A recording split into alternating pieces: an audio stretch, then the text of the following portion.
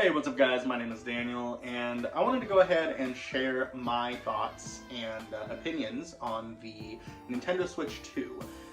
This is coming off the back of the Switch 2 experience in Los Angeles. I went there with my friend Antonio. He has a channel as well. I'll put that in the description below. But yeah, we went there and it was a really good time. I think that it was a really well organized experience. Everything was very nicely paced, I think. We got to experience a lot of the major titles that are coming to the Switch 2. We got to get some hands-on experience, and I kind of just want to share my thoughts on it. And I want to just kind of document my opinions on the entire thing. Yeah, we're on our way to the Nintendo Switch 2 event in LA. We're going to be there tomorrow on Sunday. I think that's the last day they're doing it. Yeah. But yeah, we're going to be doing, checking out the Switch 2, all that stuff. And yeah, I'm excited. Let's get to it. Can't wait to try some Donkey Kong. Yeah, we're just playing the Donkey Kong HD remake. So Bonanza looks great. I'm excited for Mario Kart World. That's the game I'm looking forward to. So first and foremost, I do not live in Los Angeles. I actually live in Northern California, so it was a little bit of a road trip to get there. We decided to just drive down. I think it was about a 6-hour drive, which is, not too bad, but we did do that all in one shot, obviously, and we got a hotel about a 15-minute walk from the event center, which was really nice. We didn't have to, worry about parking or anything like that. We were able to just leave our car at the hotel. So, that was really cool. The hotel experience was a little subpar to say the least, but it was extremely cheap. I will give it that. It was extremely cheap and actually ended up being better than we were initially thinking it was going to be. Alright, first things first, we got, oh, good timing, huh? We got the bathroom. I honestly thought it was just going to be like a hostel where we all had a shared bathroom and stuff, but it's got a little bathroom up in here, 10 out of 10. But, I think we paid what, 135? Yeah, 133. 133, oh. 134 essentially. But you know what? Can't complain. Don't have to walk down the hallway like I thought. Got a safe up in here, exposed piping, classic. Mini fridge, actually not bad. Mini fridge. Is it cold in there? Yeah. Alright, we got microwave. We got this weird setup where this is a queen bed, I think. No, this is a full? Double twin. Yeah. Oh, double twin, even better. And then we got, they don't even look like twins, but anyway, bunk bed for some freaking reason. I don't understand. Oh, let's see what the view is outside. Let's see. Oh, alright. Please keep all windows and doors closed while the AC is running from 9 to 8. Well, there's that guy. Look at this. This is LA. Hollywood. There's a creature over there. Yeah. I wonder if that's the, I wonder what that is over there. I don't know. A lot of nightlife going on right now, though, so that's for sure.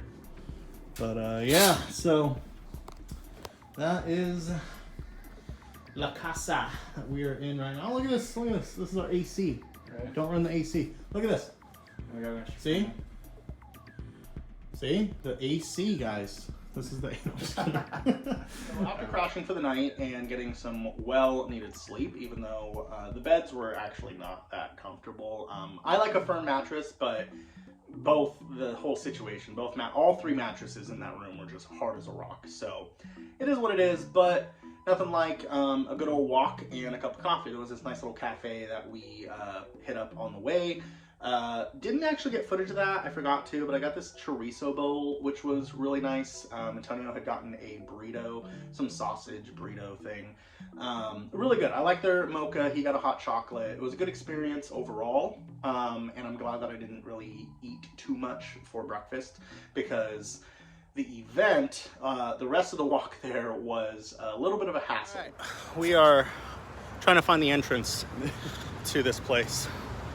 We went to the wrong area, but yeah, it's a good walk. It's fun. Kaijin, racist. Anyway, yeah. So we are walking around this whole CBS TV station. I should have gotten some video of it, but yeah, it's all good. So anyway, we'll get back when we're hopefully in line. I'm guessing Jacksepticeye wanted this on Friday because he was on his like post was that he was on CBS News. Oh, that makes sense. All right, see you in a bit. Once we were there, though, it was honestly not as busy as I was expecting. It's probably because we went on the last day of the second scheduled event, right? The first one was in New York the weekend before, this one being in LA. I feel like all the big YouTubers or media or anything like that, they already got their fix in New York, and obviously it being a Sunday, most people probably already had went on Friday or Saturday. I do believe this weekend is actually the Texas one, so I'm wondering how that's going to go for them. Kind of weird that they decided to jump across like that, right? New York to LA, down to Texas. But I'm not complaining. I got to go, so that was a blast. But entering the event was really cool. Very straightforward, very minimal security for some reason. I was expecting more. I don't know. I don't know. Nintendo's usually very strict with things, you know, so kind of felt like there should have been more going on, but maybe with just how relaxed, how little people there were, ended up being easy to just get in, fly right through, and we were queued up after we got our badges and everything very quickly. We got in. So we stood in line for a little bit, and they played a few games.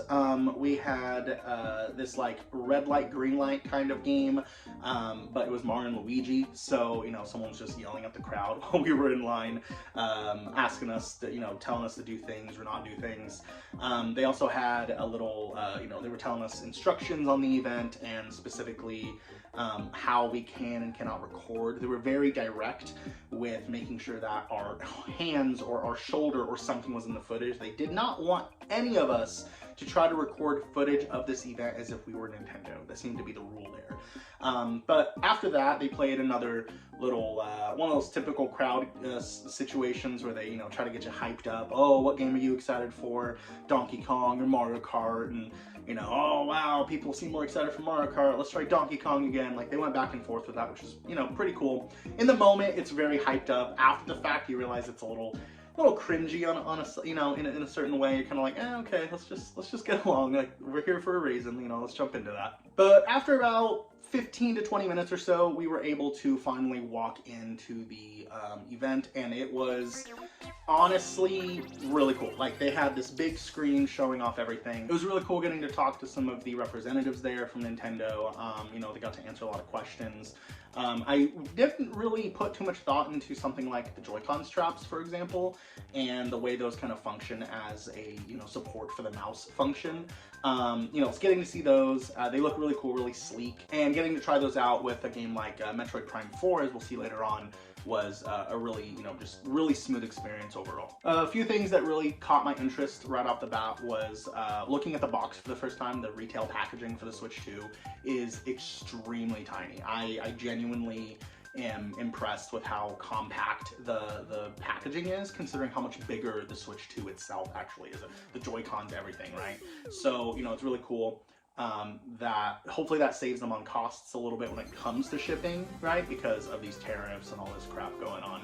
So, you know, kudos to them for that. On display, they had everything that would come in the box, such as the HDMI cable, the new power connector, which for the record, you have to use that power connector with the new dock.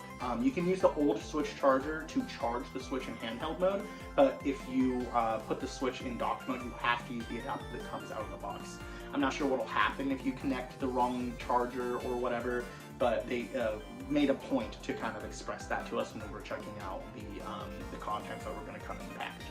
Other than that, you do get the new Joy-Con grip, you get the Joy-Con straps, and the Switch unit itself, along with the redesigned dock. On display, they also had a few accessories. They had the HD camera, which was a lot smaller than I think I imagined. I was expecting this like longer, bigger, bulkier camera. I don't know. Very compact seeming. It does seem like it won't be that much of a hassle to fit into a living room or desk setup, however you're going to play that. They also had the Joy-Con charging grip, which is really cool. I did want to point out that while the grip that comes with the Switch will not have the charging functionality, so the only way to charge the Joy-Con out the box will be attaching them to the Switch while docked.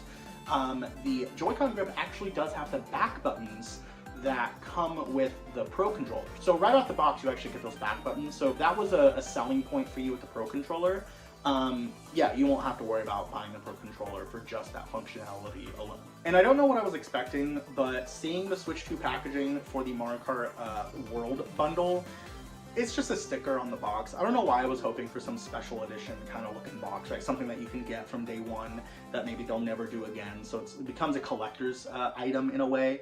But no, it's literally just the normal Switch 2 box with a sticker slapped on it, letting you know that you're getting a copy of Mario Kart World. So that is what it is. You know, I guess it's kind of cool because, you know, probably, again, cheaper for them. They don't have to manufacture different boxes.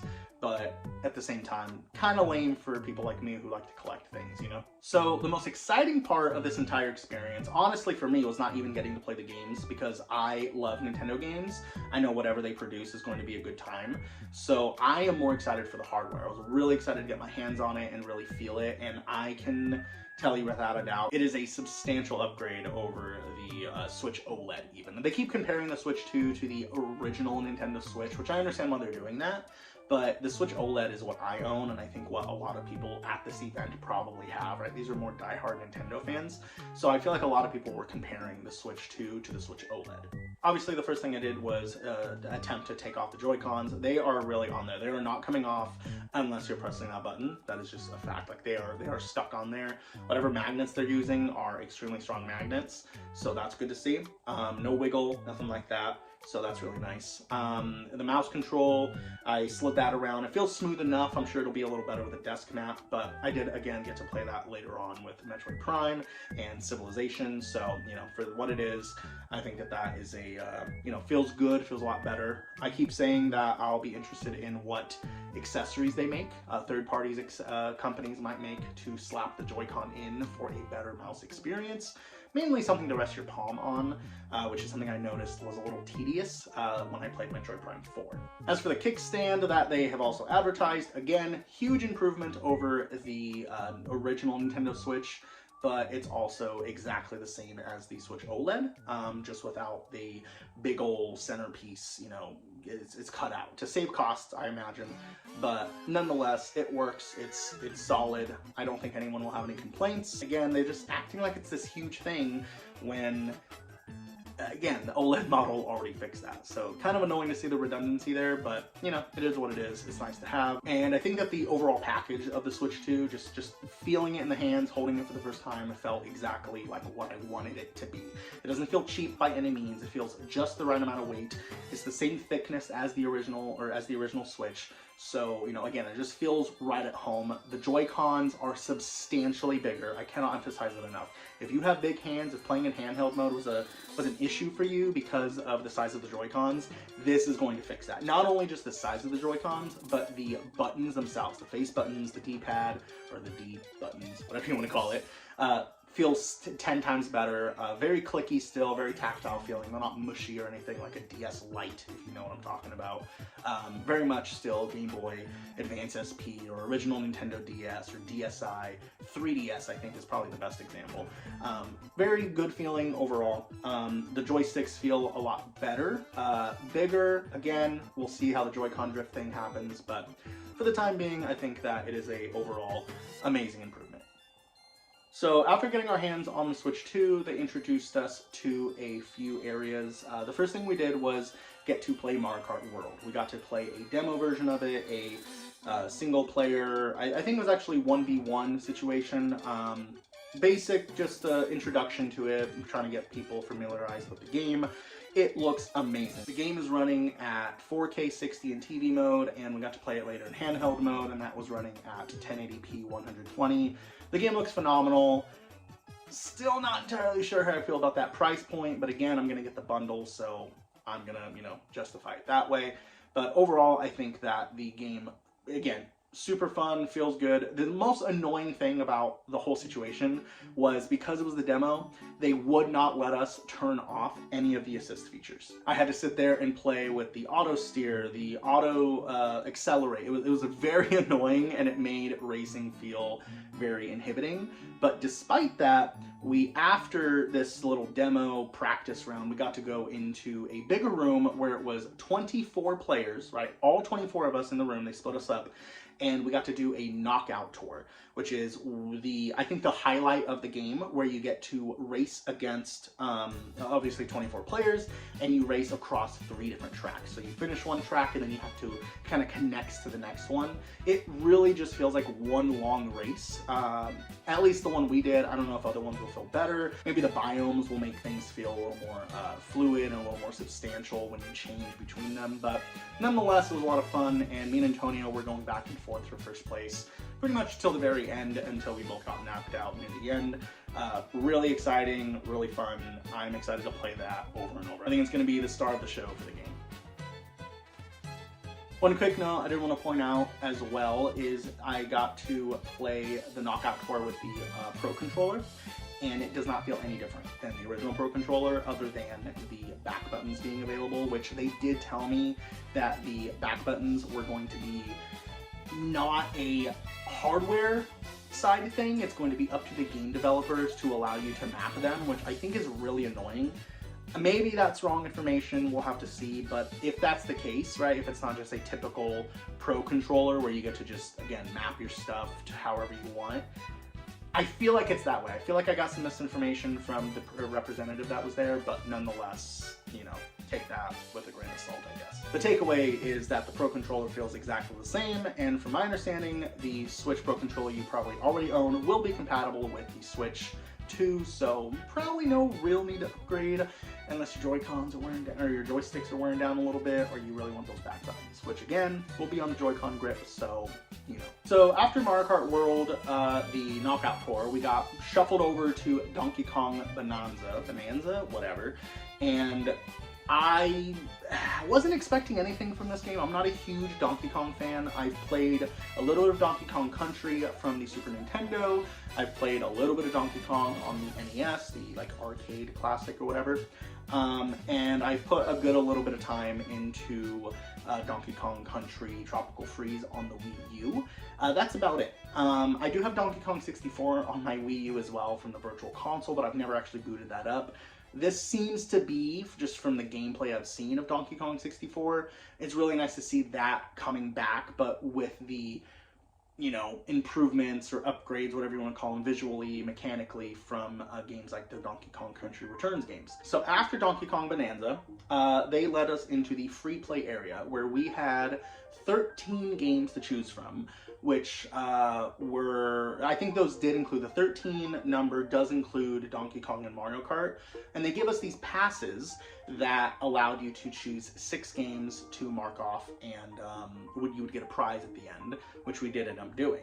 Now, I didn't play every game, of course. I checked out the ones that I was most excited for, which included Cyberpunk 2077, Split Fiction, Metroid Prime 4 Beyond, Yakuza Zero, and the new Mario Party Jamboree TV mode thing, which, honestly, we kind of got peer pressured into playing just because there was a couple that wanted to play, and nobody else was in line to play it, so they just kind of pulled me and Antonio in, and we went for it. Whatever, it was a good time. I should also mention that we did check out Civilization 7, more just to get another aspect of the mouse control feature. I have no interest in that game, but I will tell you right here, just to get out the way, that if you like to play that game on console, the Switch will be the definitive way. I don't know anything about the game, but I know that it felt really good clicking around on things with the mouse feature of the Joy-Con. The game looked amazing too. I mean, it doesn't seem like that graphically intensive of a game, but I do know that there's a lot happening on maps sometimes, and it seems like the Switch 2 will handle that with no issue whatsoever. So if that's a game you're interested in, I think the Switch 2 will be the de facto console to play that on. Now, I do want to share my thoughts on some of these games real quickly, a little more, kind of get through this, because I didn't want this video to be too long. Of the games that we played, I think the ones that stuck out to me the most was honestly Cyberpunk 2077. That one was probably the best experience I had, even though I'm not into Cyberpunk. I have never played it before this demo, actually. But what really sold me was I actually got to chat with one of the developers of the game at the event for about 15 minutes while Antonio was playing. So while Antonio was playing the game, I'm sitting there, you know, chatting it up with this guy, and I'm telling you, the passion that goes into like you could hear from him talking about the game, everything going on behind the scenes at CD Projekt Red. I'm excited. I'm excited to try the game. I'm not entirely sure if I'll buy it on the Switch 2. I have it actually on PS4, and I understand that there's a free upgrade path on the PS5. So that might be the way I go. But hearing him be so excited about adding the motion controls, the mouse controls, which again, I was shocked. I didn't know that there were motion controls. I don't know if anyone else has talked about this or anything, but yeah, the fact that there are actually motion controls coming in. I used to play Call of Duty a lot on the Nintendo Wii, and I know it sounds funky, it's actually a lot of fun. I really recommend it if you ever get a chance to try it. And I think that Cyberpunk bringing that to the Switch is going to be awesome. I know it's not going to be exactly the same because obviously it's relying on gyro and not so much a sensor, but nonetheless, I think it's a cool feature to have.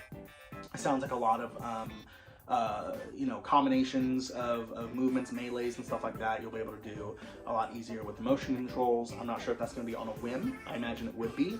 But the mouse controls also will be great. And then of course you get the handheld mode and the TV mode. Now the game was running in the fidelity mode. I think it was running at 30 FPS, which we did turn off the motion blur at one point. It was 30 FPS, but it was holding very well. It was very few stutters. It was slightly rough around the edges, but this feels much like The Witcher 3 on the original Switch, like one of those impossible ports.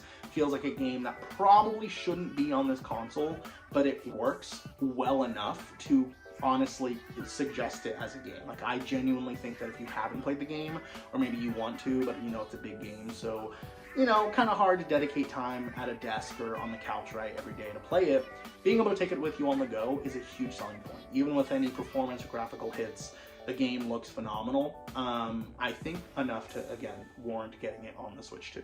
So the game after that was Split Fiction. That is a game that I just recently actually finished up playing with my wife, and I've been playing that on the PS5 Pro. I think that it is a phenomenal game. It looks beautiful, and I'm sorry, but the Switch 2 version looked a little rough to me.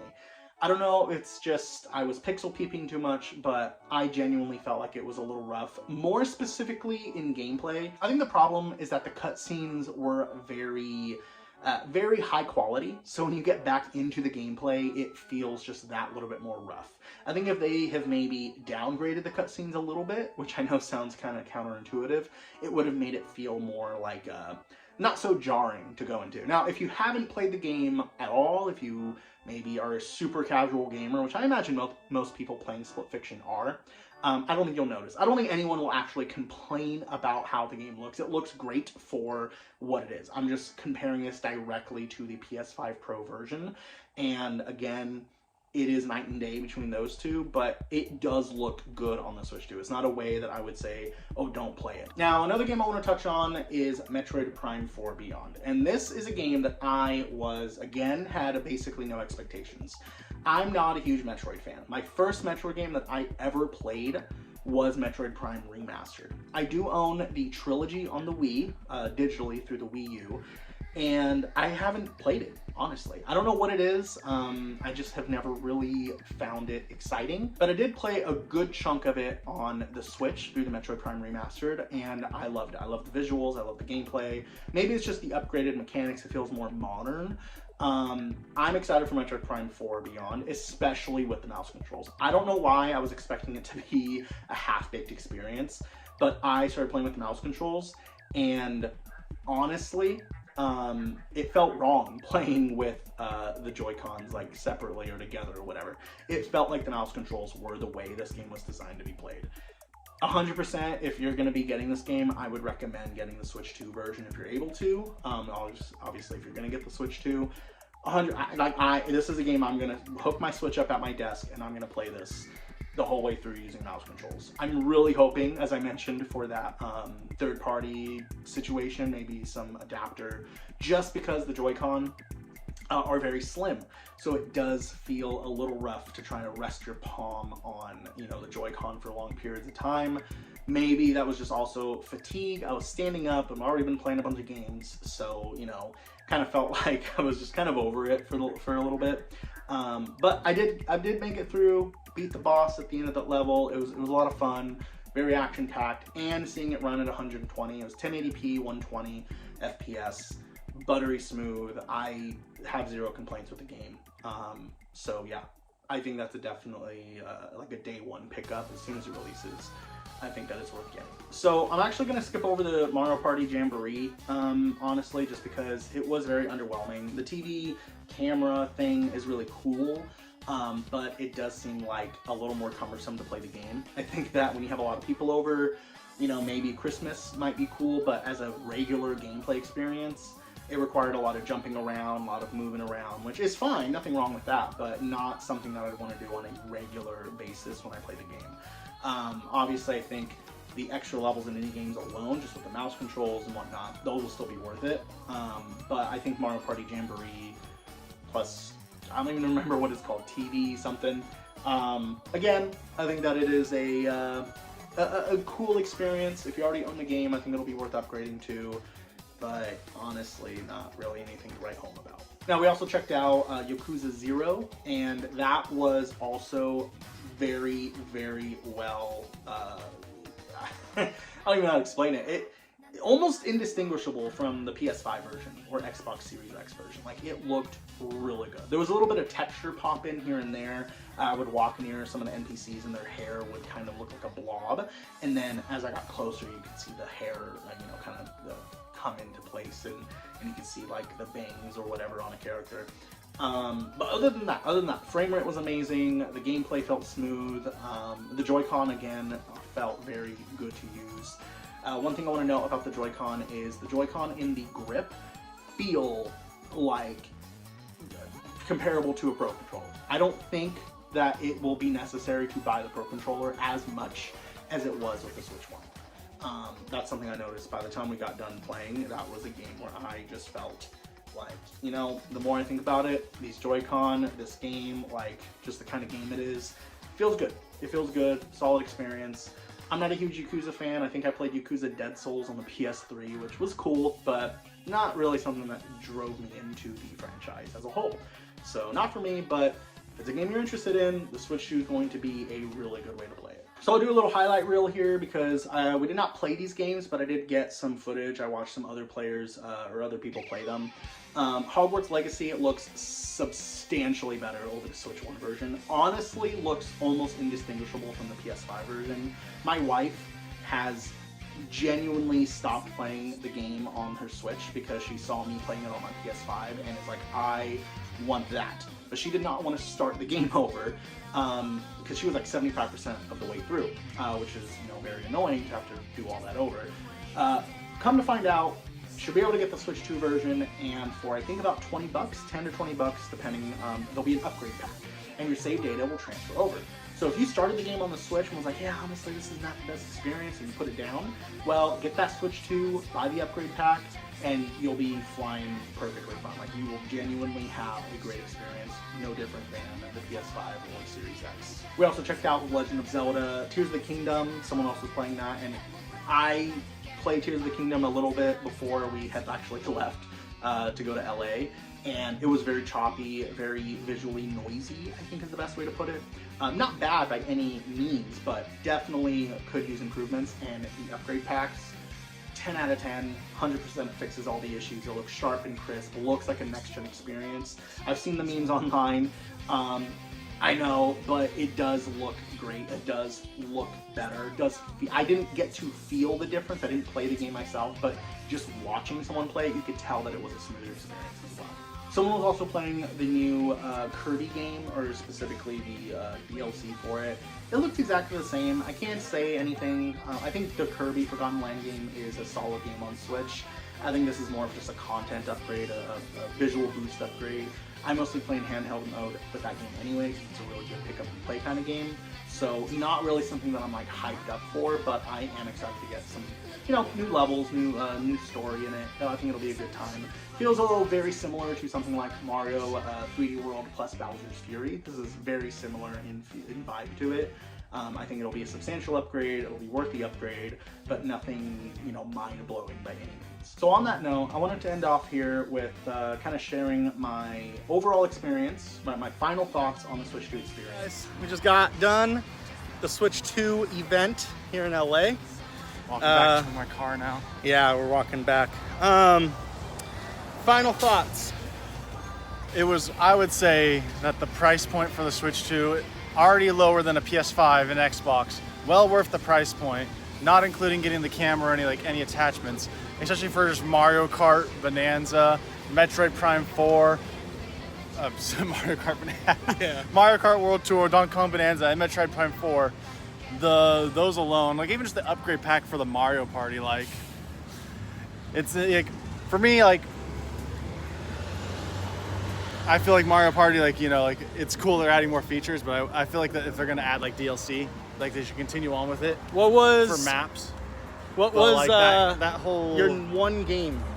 my one The game? one game that you like are super happy that you got to experience today. Definitely Donkey Kong Bonanza. Like we haven't had a 3D Donkey Kong game since the N64, Yeah. and that was kind of a flop. But Yeah. this one is crafted so well and like very like nice open world, controls really well. Like, and you get to experience like doing the Donkey Kong roll, actually picking up and throwing things. I'm excited for the Switch 2. I cannot wait to get my hands on it again. I think that it is going to be worth the headaches and the back and forth and the stress. I 100% believe that this is going to be a good console. I think there's already amazing games in the works. I mean, the Beat 'em Ups channel, go check him out. He just did a whole video of 70 games coming to Switch 2.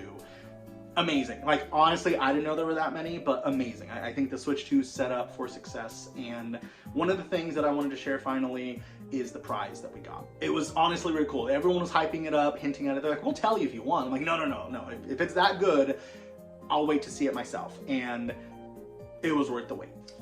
What we got as the prize for playing those 6 games was this Nintendo Switch 2 backpack. It is very high quality. I don't really know what to do with it. I think this will be more of a storage backpack for me for my video game stuff. I love it. I think this is one of the best things you could have gotten. We also got sorry, a little loud, Nintendo Switch 2 sticker somewhere in here. Yeah, little Switch 2 sticker here. Again, not sure entirely what to do with that. And then of course we got our badges with our markings of the 6 games that we played. So, very, very cool overall experience. On the final note, one last thing. I'm gonna add some footage here of something that me and Antonio decided to do, which was bring our 3DSs to the Switch 2 event. Guys, if you're going to any Nintendo thing, bring your 3DSs, okay? Put that thing in sleep mode, street pass, okay? I was impressed that I even got one. I ended up getting like, I think 5. It was awesome. Just getting that hit again, right? Getting that rush of like, oh, new me's. It was super nostalgic. I loved it. We need to make that a normal thing, right? If you're going to a GameStop, bring your 3DS. I know people don't do that anymore, but like if you're going somewhere that is anywhere video game related, even if you're just going to a retro game store, if that's something you do, take your 3DS with you, please. I beg you. Anyway, I'm gonna go ahead and leave it there. This is gonna be a crazy video to edit. I appreciate you taking some time to watch it. Follow or subscribe for more content. I upload whenever something cool happens, whenever I have thoughts to share, so, you know, no set schedule or anything like that. I'm going to start streaming more gameplay as well, just when I jump on, it'll be random. So yeah, just chilling out, hanging out, stuff like that. Drop a like, because again, this video is going to be a little bit of work to edit, but it'll be worth it, 100%, just like the Switch 2 is going to be.